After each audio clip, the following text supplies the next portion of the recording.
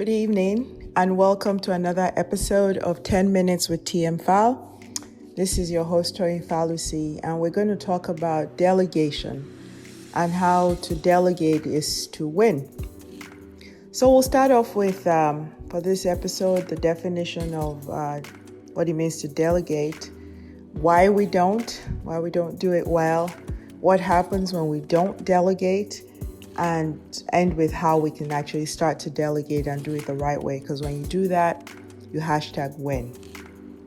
When you delegate, it actually allows you to focus a lot more on your top priorities. You're able to manage your time better, and you're able to actually optimize your outcomes by delegating certain tasks and roles to other people. So, to delegate means to entrust a task or responsibility or chore to another person, sometimes someone less senior than you. And, other ways to describe delegation is to turn over, pass on, entrust, assign, transfer, give authority to someone else, right? And in the true form of delegation, it means letting go. But a lot of times we delegate in quotation marks, and then we're still as hands-on as we were before we delegated the task. So, and we all have examples of when we've hired somebody to be a planner, an event planner, a wedding planner, and technically we've delegated some of the roles in planning that event to them, but we're still hands-on and we're stalking them, we're calling them every minute.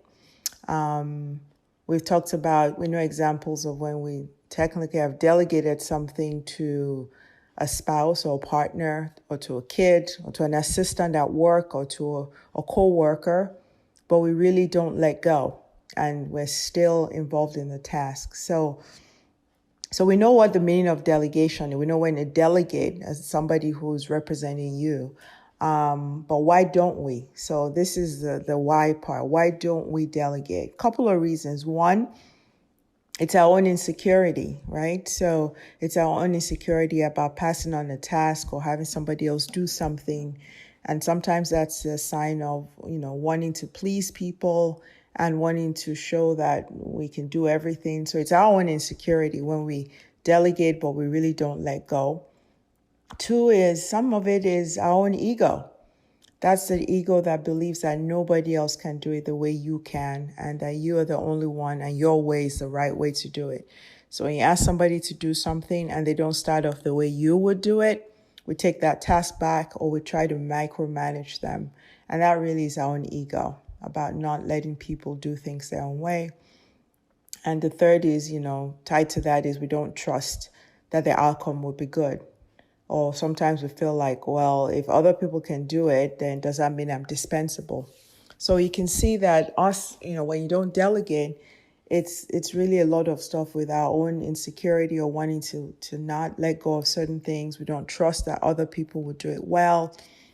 Our own ego, or we don't have the right people around us. We don't know how to choose people who can get things done.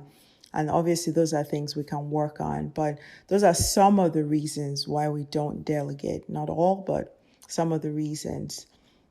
And what happens when we don't delegate? So I did an earlier podcast on time management, and we have very busy lives. And there are things that we really do need to delegate. And when we don't, we are overwhelmed. We're overwhelmed with a lot of things we need to do.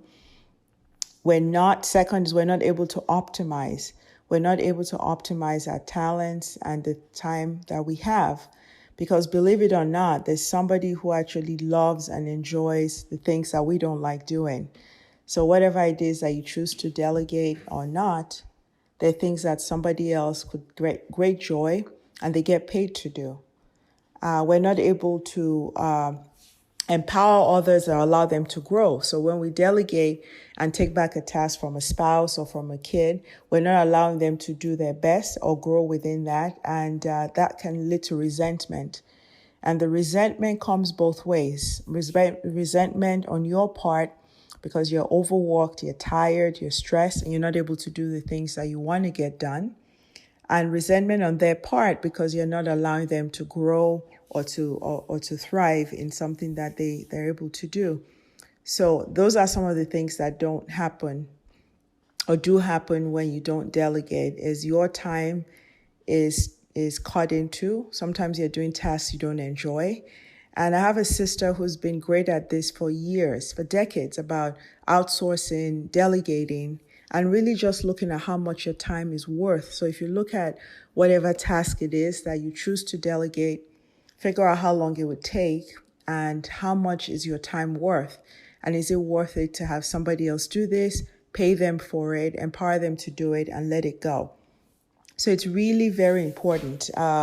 Sometimes we think about tasks where we don't really want to do it, and we say, well, you know what, delegate that to somebody else, pay them for it, or have them do it. If you have household chores, split it up, delegate certain things to your spouse or partner, and let them do it their way. Doesn't have to be your way as long as it gets done. And that allows you to be a better person, to do other things with your time, or just to rest. So we've covered, what delegation means. We've covered why we don't, and a lot of that is sometimes things we have to work on.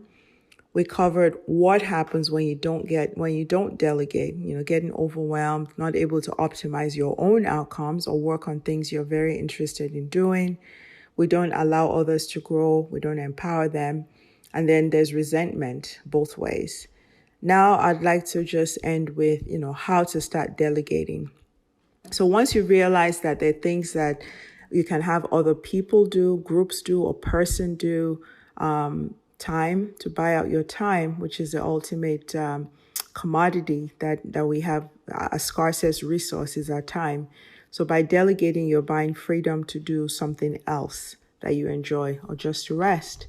So how do you do it? You start small. Start small. Look at tasks you can do within your home that you can have somebody else do. A child, a partner, a spouse, somebody, and let them do it. So start small and let them do it. So it doesn't have to be your way as long as it's done. So if someone's delegated the task of doing laundry, taking out this stuff and doing some repairs, let them do it.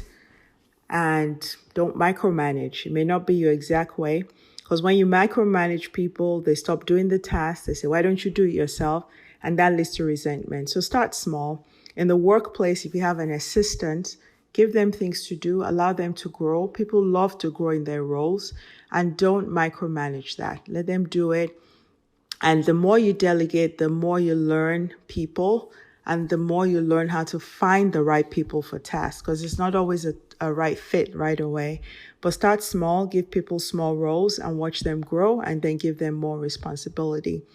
Once you learn how to delegate, you start to look at teams. You start to look at how you can work better with teams and have people do other things. You learn how to spend money to make money. So you spend a certain amount to buy out an hour or two of your time, and that's 2 hours of your time that you can do for something else. Think about trading, when you actually trade things, where you have to bring something in for your kids' school and you don't like to bake, and the whole process of going out and buying things and, the 2 or 3 hours for your time, that may not be a great thing, but there might be somebody else in your network who actually enjoys it. They actually love to do that. You can have them do that, trade stuff, and you can do other things for them. So delegation isn't always just having somebody else do it. It could be a trade for something else that you enjoy. So just think about that. And when you do give other people tasks on your behalf, or trade or delegate, give deadlines. Be very clear about when you need this done. Have expectations of whatever the quality or outcome of the product or whatever it is you've delegated, and set timelines. And once you do that, let it happen. So if you tell somebody you need something done within a week, give them a week to do it. You might do a reminder halfway through, but don't call them the hour after and 2 hours after, or check to see if they've started. Not everybody does things your way, and that's okay. So the art of delegation takes time, and once you get used to it, you start to learn and refine it better. Start with small tasks. and watch people grow. You learn how to figure out who's good for what particular things. You can delegate them to. It empowers them. It frees up your time. You're less resentful. Give them deadlines. Have expectations of what you expect and in what time. Set timelines. And when you do that, your top priorities, the things you want to do and need to do, you start addressing, you're optimizing your outcomes, and you're actually allowing others to grow.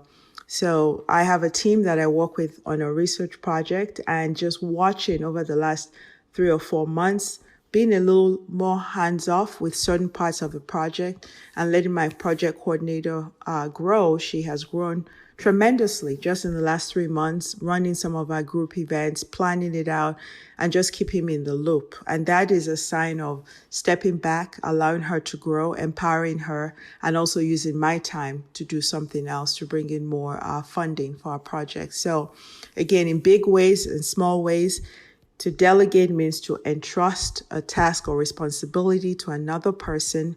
And when we do that, we need to learn to let go and step back and let them do that, because that is a win-win for everyone. So go out there, make a list of things, and start to delegate some of that to free up your time. Thank you for listening to 10 Minutes with TmFal. Hope you enjoyed this.